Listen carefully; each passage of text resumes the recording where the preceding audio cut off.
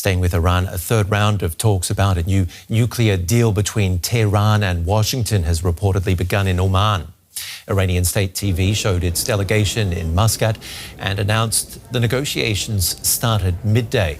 Officials from both sides are expected to hold in-depth discussions over how to limit Iran's nuclear program in exchange for the lifting of some of the crushing economic sanctions the US has imposed on the Islamic Republic.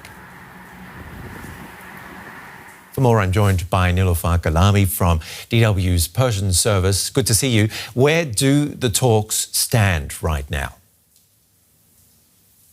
Yeah, seems to take longer this time. A post on X from Iran's foreign ministry spokesperson says talks continues in a serious atmosphere and there's no comment from US team yet. Earlier today, an Iranian official also told Reuters that the expert-level negotiations are difficult, complicated, and serious.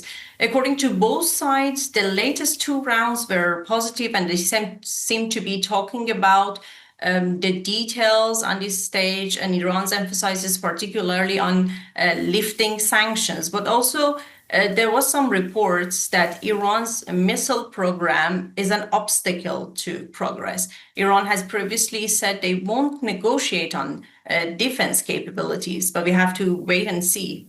Now, Trump wants a deal. What does Iran want?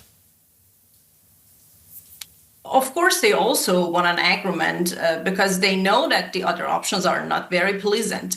Let's not forget that the Islamic Republic is in a vulnerable position in these negotiations. The regime is facing various domestic and international crises and challenges. Its proxies in the region have been severely weakened, and the shadow of war hangs over Iran.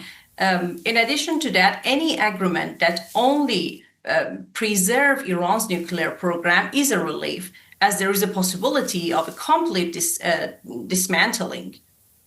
What about Iranians? What did they actually want?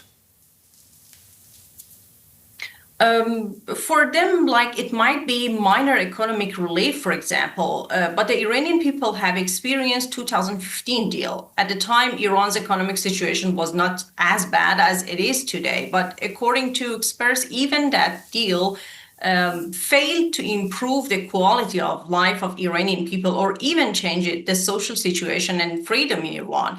Instead, the government used the additional resources to further strengthen its proxies in the region and suppress its citizens inside Iran. There are different views on that. Some are waiting for the final results, some are in favor of an agreement, and others are pessimistic.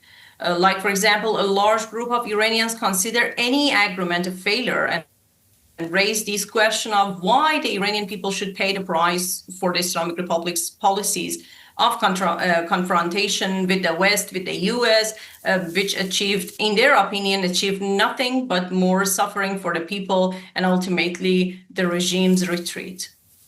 You heard it from DW reporter Niloofar Gholami. Thank you very much. Thanks.